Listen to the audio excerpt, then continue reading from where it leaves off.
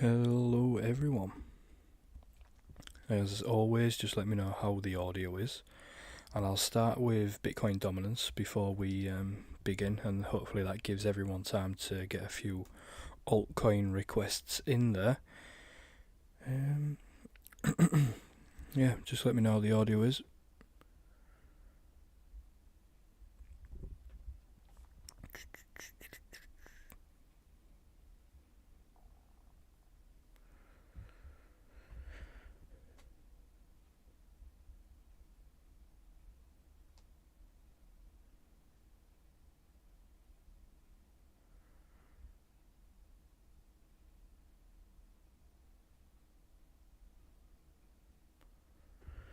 There we go.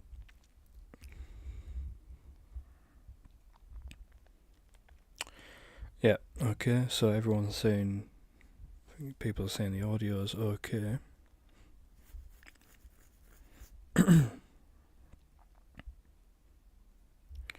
Yep, we'll get straight into it then. Just get your altcoin requests in there. We'll probably be streaming for about 40 minutes, something like that. So hopefully enough time to get through a decent amount of altcoins.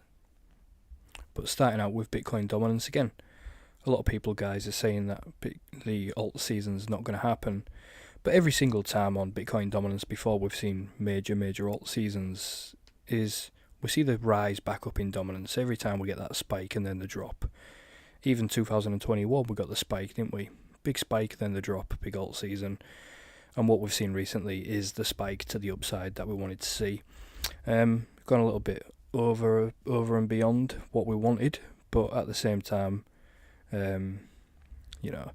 can't always be nailed on, bang on the correct percentage of Bitcoin dominance. So yeah, just any requests, let me know. We've got one from Ranga. So we'll jump straight in with the requests. RSR. Hopefully Binance is the one that's giving us a decent amount of price history, and I think it is. There we go. So RSR reminds me of what I believe is about to happen with Kev.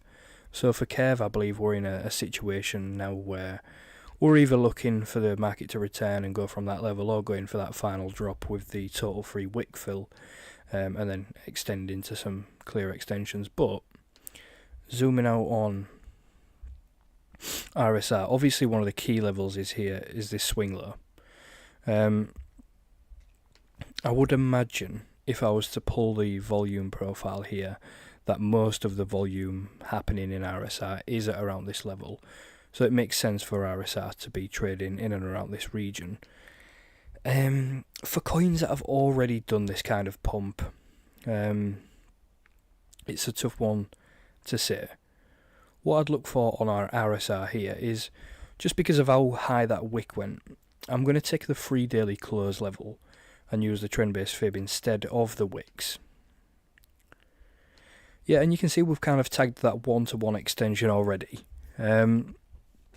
I think realistically, RSR likely goes in for a move back to the upside pretty soon. I'd probably look for that wick to get filled and come and break this low potentially. This kind of wave structure for RSR to then come back to these levels, these three daily candle closes. So a decent percentage opportunity there for RSR.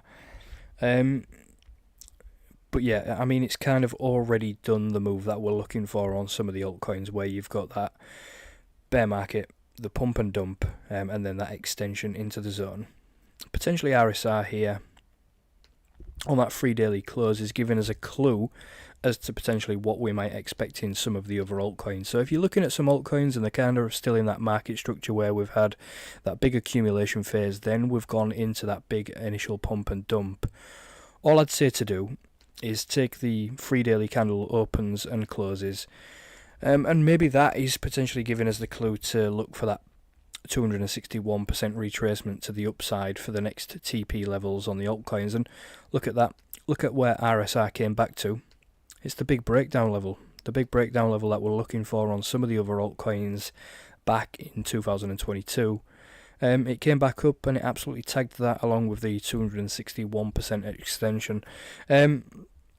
So for RSR, in terms of Elliott Wave, we've potentially already seen a 5-wave move transpire here.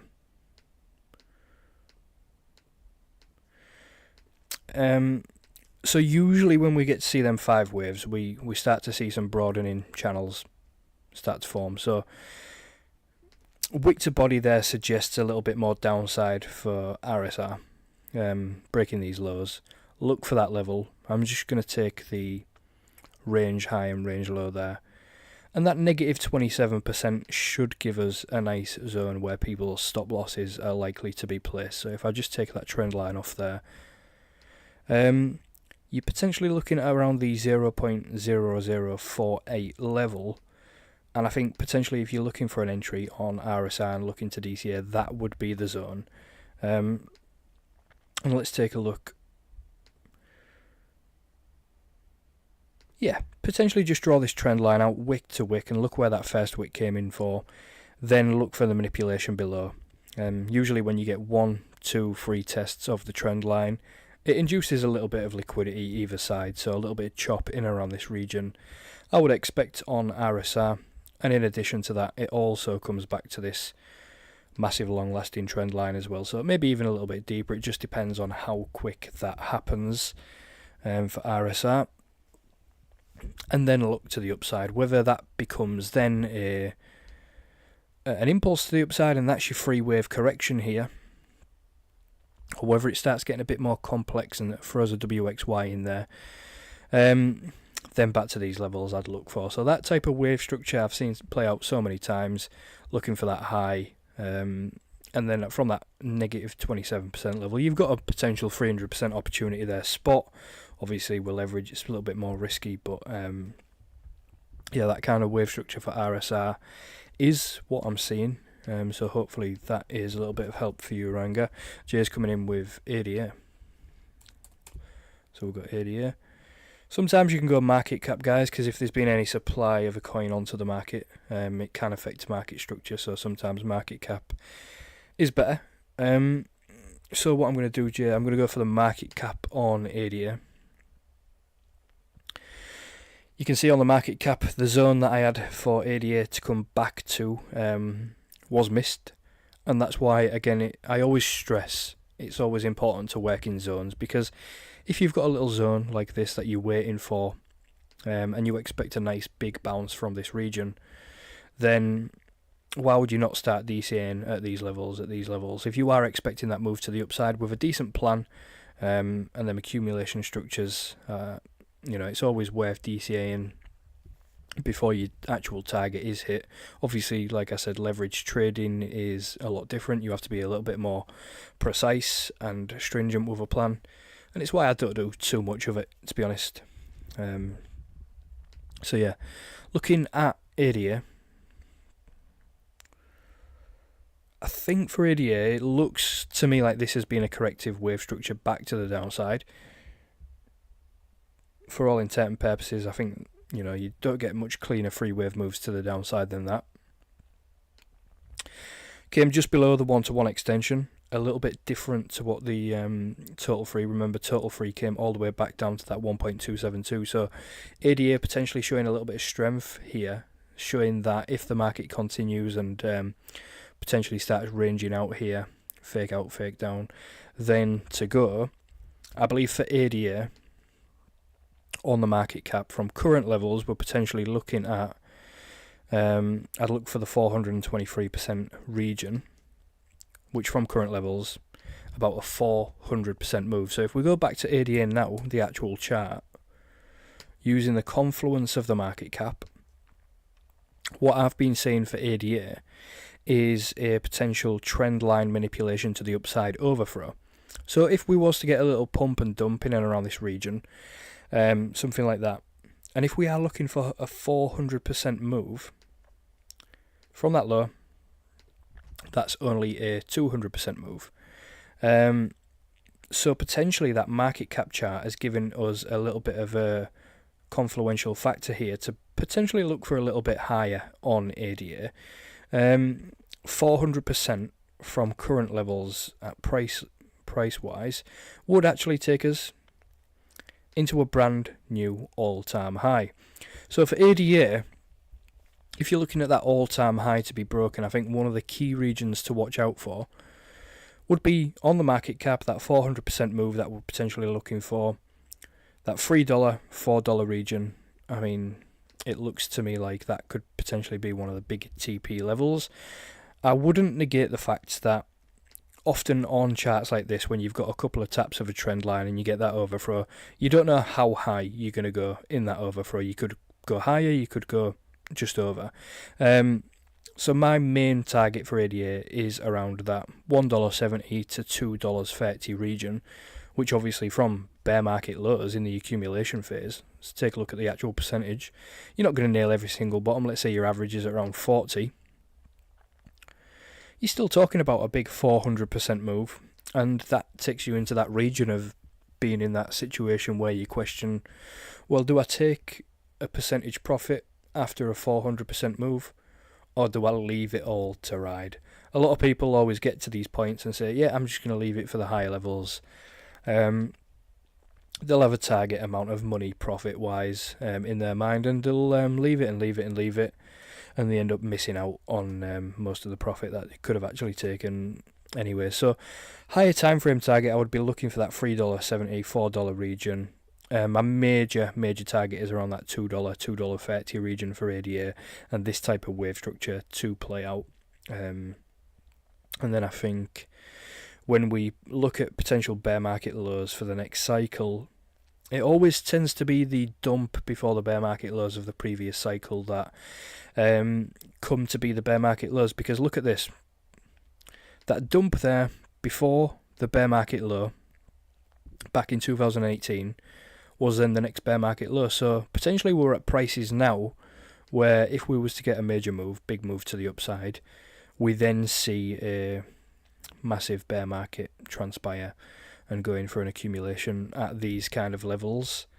I do actually think ADA will be one of the cryptocurrencies that survives into the future. I think a lot of people will, a lot of altcoins will turn into dust after this cycle, really. I think 95% of them will. But just on the record, I think coins like XRP, HBAR, ADA, LTC, even coins like Curve, CVX, these major players in the market, I think these are the coins that are actually going to survive and get that regulationary clarity needed to actually survive the next bear market, because the coins without that regulation probably, I think, don't survive. They might be good this cycle to make some money on, but yeah, I potentially think next cycle the coins without the regulations potentially die, and the ones with the ETF speculation and ETF accumulations in the future, potentially they're the ones that survive. But I know Ahan's requested QNT there. I do think QNT will also be one of those that survives, same as Chainlink. So there's just a couple of big players in the market that I do think will play out into the future of the cryptocurrency market. But I do think 95% of the coins are going to end up being turning into dust. We'll go VELO from Joe. Alright, Joe. I think I've done a little bit of analysis on VELO in the past, and it worked out quite nicely that first time. That ABC back to the upside, which I thought was an ABC, but obviously it actually wasn't. But this is just another example of the expanding structures that we always see in the cryptocurrency market. So if you remember from the coin that we analysed earlier, I think it was RSR, wasn't it? And I said to potentially look for that like tap for then the highs to be broken of the overthrow wick to wick. This is an example. Perfect example there of the 1-2 tap of the trend line, and you get that third tap, everyone thinks, yeah, that's it. And then you get the overthrow, and then it actually comes all the way back to the trend line again. It's a carbon copy, really. And each of the pumps earlier in the cycles give you a clue as to where the next pumps are going to go. But when you're in those moments, when you see this pump and dump, and then you see all that, it's a load of nonsense, isn't it? And you just can't be asked. And then that next pump and dump comes, and you think, yeah, I'm just leaving. The major pump comes, re-enter. People like to re-enter, dump. But then at that point, the clue has been given for where the next pump's going to go with the overthrow of the trend line. So that's why I always look for them free tests, for tests, and the overthrows of the trend line. They tend to be very useful in the cryptocurrency market. Same as the expanding structures, the long-lasting trend lines to the downside. They also tend to be one of the moments where, if you're looking for pullbacks from pumps and dumps, simple expanding structures like that can give you a big advantage. But zooming out on VELO, I think, again, if I was to pull the volume profile, most of it would occur in and around these regions. I think potentially for VELO, you're looking at an expanding flat here from a 5-wave move to the upside. So I'm seeing this as 1, 2, 3, 4, 5, and then the correction, I do believe, begins at this level where we're going for a free wave, and another wave to the downside, an expanding flat. If I pull the trend-based fibs on that, we'll see where we've come to on there. Well beyond the 1.414 actually. So I could be wrong, it might not be an expanding flat, but to me, with all of this chop in and around this region, it suggests that a wave ended here and we've gone for the lows, taken the highs, gone for the lows again. Everything about that screams expanding flat. We've also got, on the 3 daily time frame, this level here that I'd potentially be looking for. So if any of you have actually taken the course on my website, you'll know that when we look for, apologies, I didn't realise that wick had actually taken that level. Okay, that wick has taken that level. We've got another wick before that wick that has come to the downside. I'd look for the first wick fill here.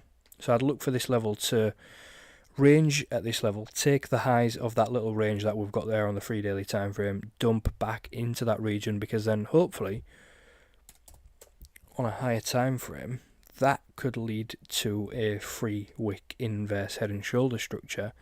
That tends to be one of the better market structures in the cryptocurrency market for reversals. There's a little example here of a initial wick, second wick, third wick, inverse head and shoulder for a dump.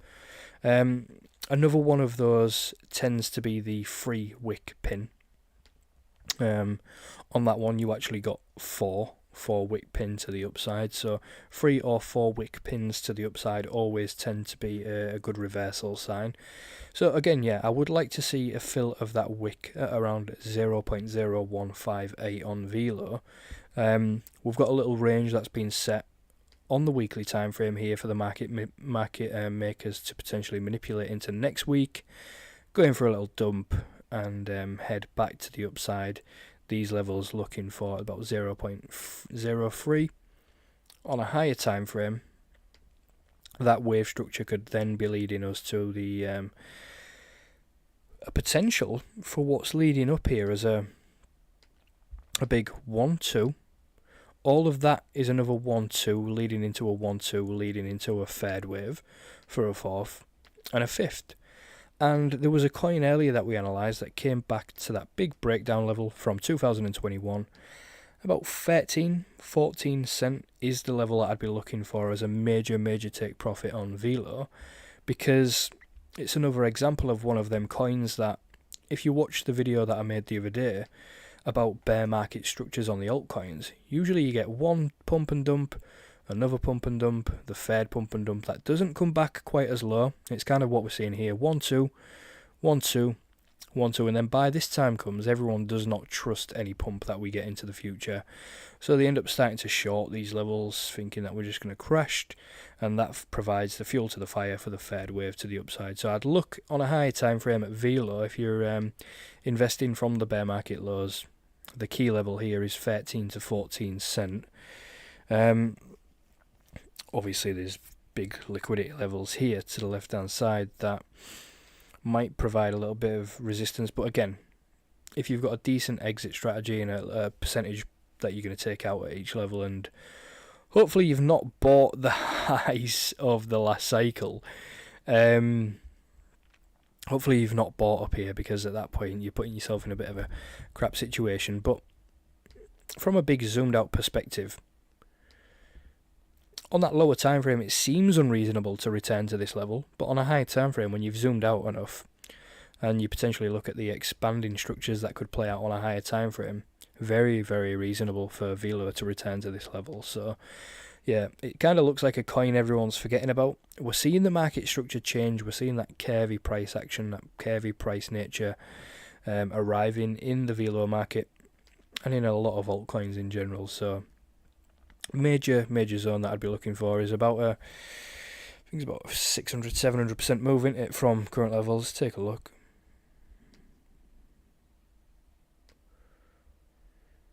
Yeah, about 600% move. So yeah, I think VELO looks very, very nice for a big pump to the upside, but obviously I think it will go in for a big dump again.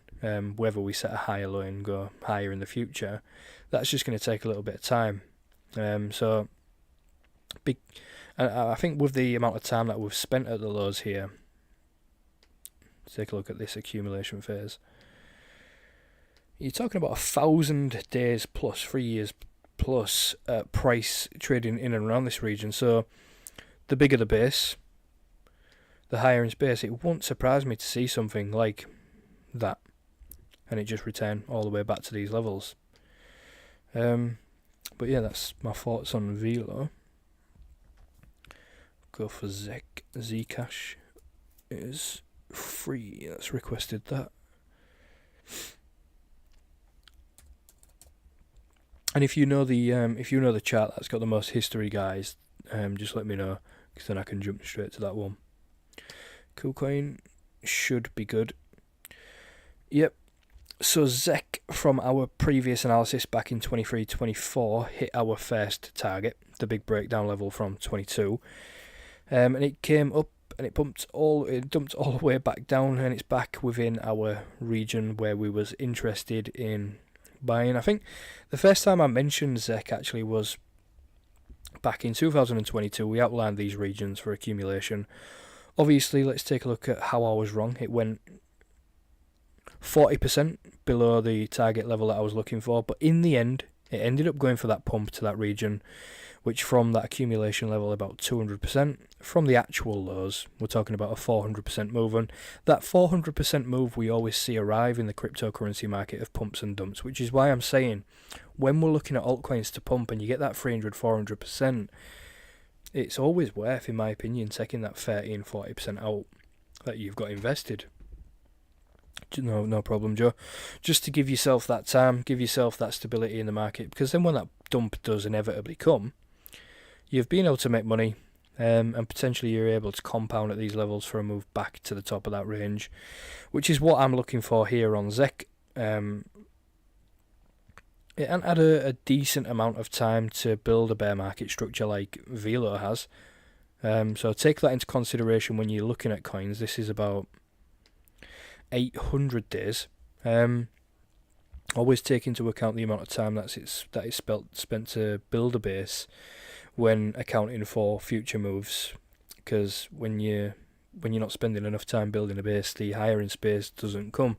But I'd be looking on the lower time frame for ZEC to return back to these levels, 75, so maybe another 100% opportunity to do a little bit of work on the lower time frame. We'll remove it all there. We'll drop it down to the 3-day. See if we get a clue of what's actually going on here. Yeah. Okay, so what initially that I'm seeing here is a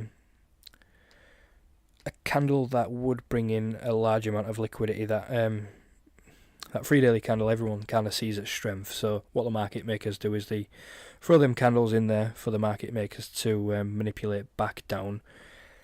I think here on ZEC, just take the 3-daily time frame, take these two wicks here, and look for a drive down and an overthrow into that wick.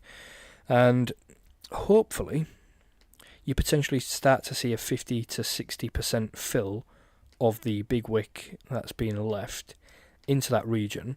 It is also the region where the dump came before the pump, so that's the key region we're looking for. So look for a dump, look for a range manipulation down to around 27 there on ZEC, and then I do believe on the lower time frame it probably returns back to 43 quite quickly,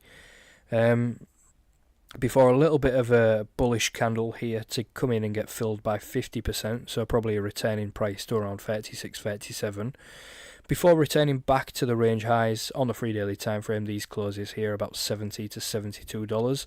That's the kind of wave structure that I'd look for. And obviously it all accounts for Bitcoin dominance, because if we do see the Bitcoin dominance transpire how we want it to, and we'll switch to Bitcoin dominance here for a second actually, so I can update my thoughts on what I'm seeing. If what we do see in the coming weeks is we get that wick fill to the upside on Bitcoin dominance, whether it coincides with a Bitcoin dump or a Bitcoin pump, we're never going to 100% know. But that's the key level that I'm looking for to come in and get filled on Bitcoin dominance. So maybe some of them pumps on the altcoins come with that dump of dominance, then the second dump of the altcoins come for that pump in dominance, and then maybe the major pumps like the 400, 500% that we're looking for on things like VELO come with the rejection of that. And again, people are saying, guys, that Bitcoin, an altcoin season is never going to come. But take a look at the total market cap. If you believe that no alt season is going to happen because not enough money's here, the total market cap disproves that, because we're at the highest level it ever has been. The most amount of money in the cryptocurrency market is right now. We're settling at the all-time highs of 2021. I believe there's a bigger final phase of the market to come. Whether we hit that 4 or 6 trillion, we don't know. But if we do hit these levels, let's take a look at how much more money that is. 60 to 100% more money than we had in 2021. Remember the alt season of 2021? Crazy. So people talk about dilution of the market and whatnot, but at the end, like I said before in some of the previous videos, the cream always rises to the top, and the altcoins like Curve, XRP, QNT, HBAR, Chainlink, and don't think other coins that I've mentioned in the past won't make moves. If I'm not mentioning it now, it's just because I can't think of all of the ones that I've said in the past. If you think that them alt seasons are not going to happen because there's no money here, look at the total market cap. There's the most amount of money there ever has been in the crypto market. The final phase, in my opinion, is to come, and that money rotation is going to be bigger than ever. So the market's doing a very, very good job at the minute of making people believe that it's not going to come. But at the end of the day, you're going to have people who believe it will or people who won't. Whoever's right in the end will end up making the right decisions. But even if the alt season comes and we see the rotation, a lot of people are going to get caught off guard. They'll buy here, and they'll end up holding to the next bear market anyway. So simple as that. And overall, when you look at bear market structures to come to fruition in the future, again, I do believe the next bear market will potentially provide levels below where we are right now, but maybe not too much lower than people are expecting. So just take it into consideration, guys, of the next bear market. Potentially big move like that, we see it return back to these levels 2026, 2027, which from current levels is a decent amount to the downside, to be honest. Where are we at the minute? About 30 or 40% lower than where we are at the minute. But obviously that money will rotate back into Bitcoin as well as the safety trade does come and the next bear market transpires, and we head off into 2028, 2029, but that's a long, long time away. So we'll move on to the next altcoin that's being requested, which is TRAC.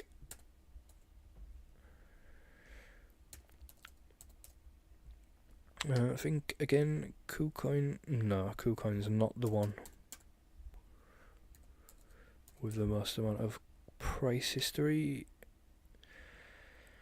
Even that's a messy one.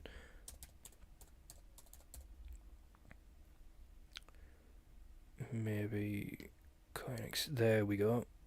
Much better. Okay. So, TRAC is one that we covered back in 2023. And we used a very simple technique of the wick-to-wick trend line for the overthrow to come through to fruition. We had a big major profit taking zone at 140 from these accumulation levels, which was about a 500% move again. So again, the market's proving here, guys, by the 400-500% moves, they're the regions to be taking the substantial amounts of profit, because the market returns always after them 400-500% moves. Follows the big 70% corrections that you never want to be a part of. You're always going to be a part of them, but you want to have that least amount of portfolio percentage taking the hit. Right here I see on TRAC a potential free wave move back to the upside. 1, 2, 3 like that. I just want to take the trend based fibs and have a look at where that extension has come to. Potentially the 4.236 or the 3.272. Yeah, just about the 3.272. So I think that's a free wave correction there on TRAC back to the upside, which suggests to me that this wick to the downside probably gets taken at some point.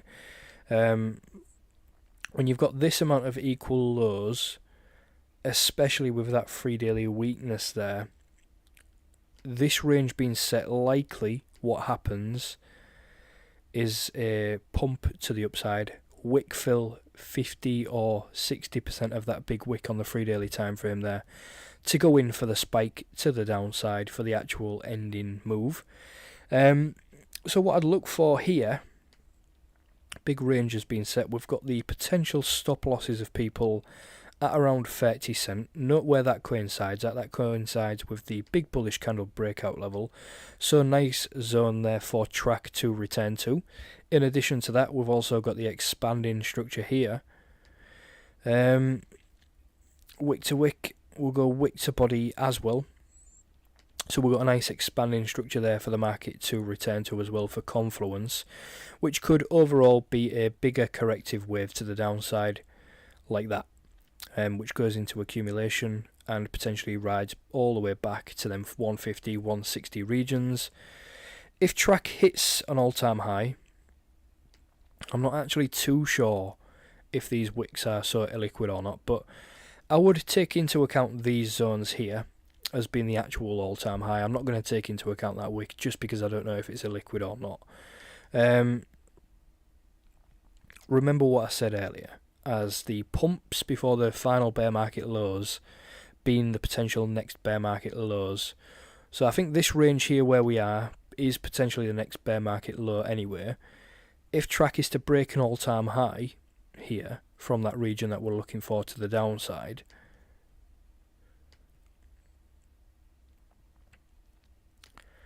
I'd look for the 200% region.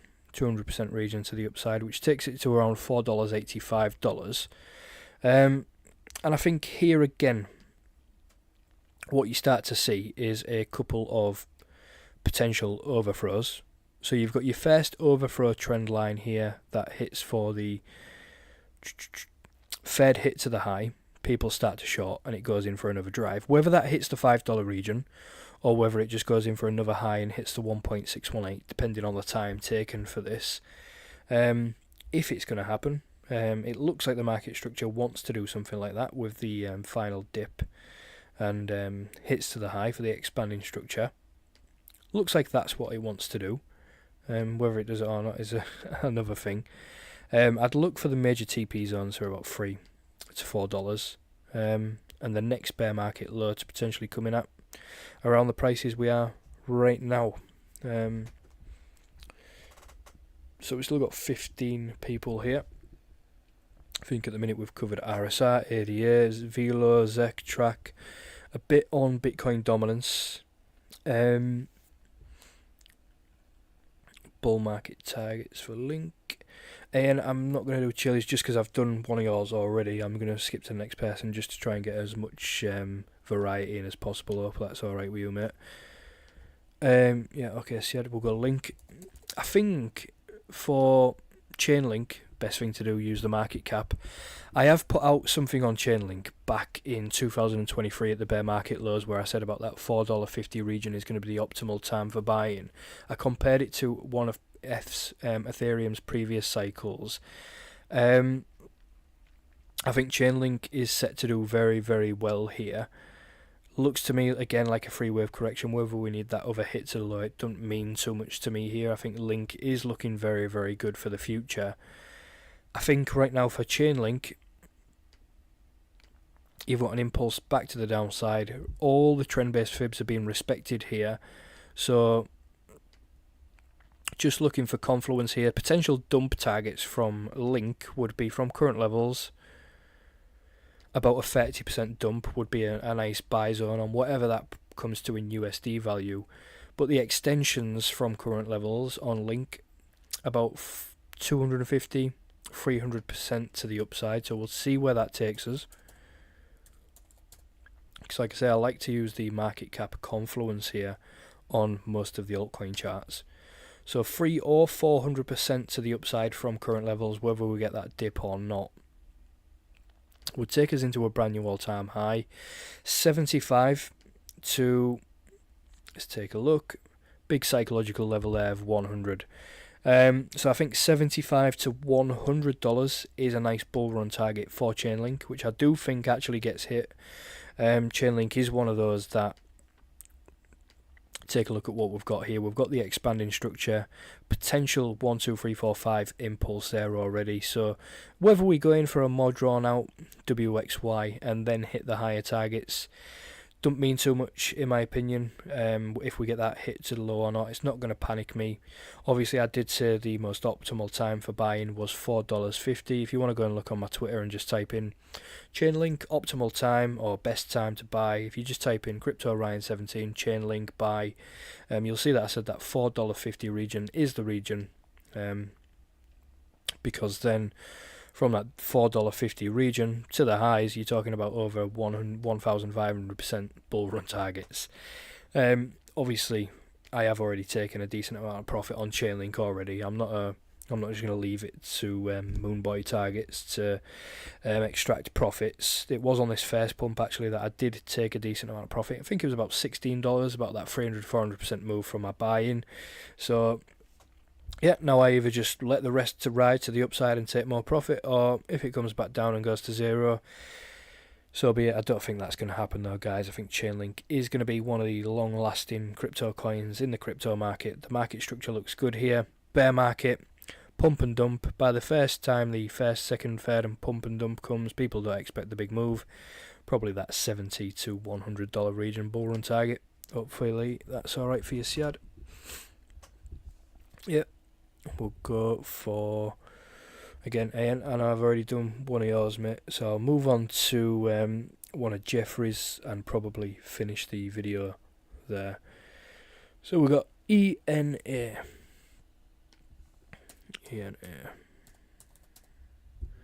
Hopefully Binance has the right amount of market structure.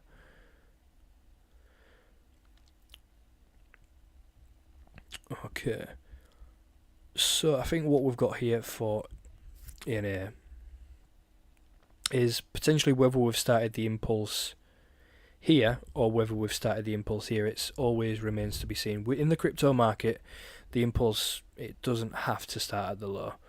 It can start at the end bound of ranges and WXY corrections. But I think for ENA, it potentially looks like we've started the impulse there and got a running flat correction, moving into a big third wave, heading on for a fifth there. So that kind of 1, 2, 3, 4, 5 here before a corrective structure to the downside. So what I'm going to do is look at where that trend-based fib has taken us at the minute, well beyond the 1.414.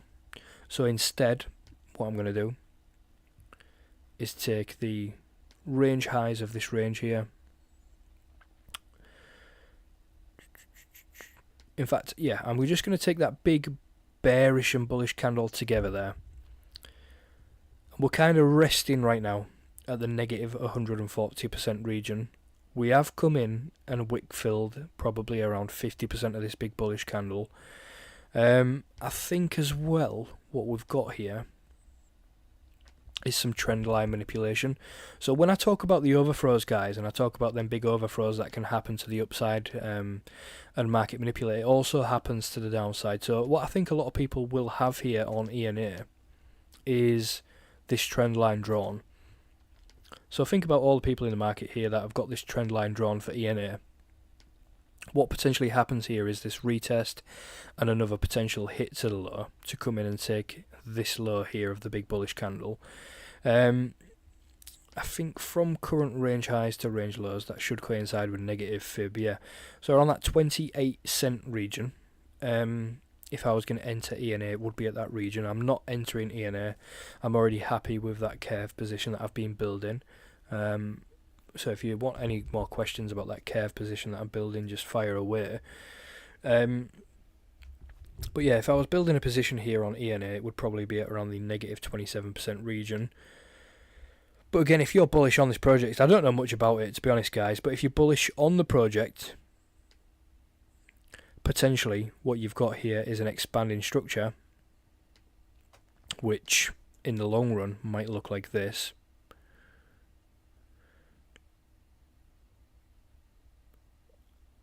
Just go wick to body there.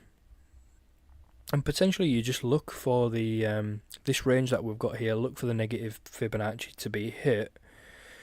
No, Joe. Match able, you'll be surprised, mate. You'll be surprised. A lot of these things that I'm drawing can play out in the matter of weeks and months, especially if we get that fall in Bitcoin dominance and the rotation really does come into play. You can be surprised at how quick the market can move in 3 months. So yeah, I won't say it couldn't be over by March, April. I am more aiming though towards the end of 25, because if you remember that poll that I put out on Twitter at the end of 2024, I said, when do you think the bull run is going to be over? And a lot of people said the first quarter of 2025. So again, that's what most people are expecting. Very little said the end of 2025. So it's very like the market to go with what least people expect. So yeah, it wouldn't surprise me to see the run head on into the end of 2025. And but yeah, again, it also wouldn't surprise me for the market to throw in 3 months of madness and it all be over as well. So I've seen it play out over a couple of different cycles where we extend into longer regions of time, or things just get done fast and have it over with. So whatever the rotations, whatever the big players decide to do, yeah, overall I think for ENA, if you're looking for a bull run target, I'd look for the overthrow extension for that wick to body trend line to the upside of the negative fibs to be hit, for the confluence of the higher fibs to be hit. A lot of people on coins like this are going to have this big full range drawn and say that, oh yeah, the big moon boy target's $5-6. Might get hit, you never know. But usually in the moves to the downside on altcoins like this, when you start to see ranges being set and negative Fibonacci is also providing the bottoms, then it usually is that range Fibonacci that can provide the bull run target as well. So a little tip and trick there is to not get caught out by trying to pull the fibs from high to low of the full Fibonacci and thinking, yeah, we're just going to go moon boy. A better way to do it, in my opinion, and obviously it's not financial advice, is look for the negative fibs to come in and get filled, and people's stop losses to get taken. And usually that range analysis there that you can do provides the top for the bull run of the altcoin that you're looking at. So yeah, I think we've kind of covered what I wanted to cover there. A couple of different altcoins. I had people from the Patreon have a couple of chances to get in on the live. It's a different time, a different day.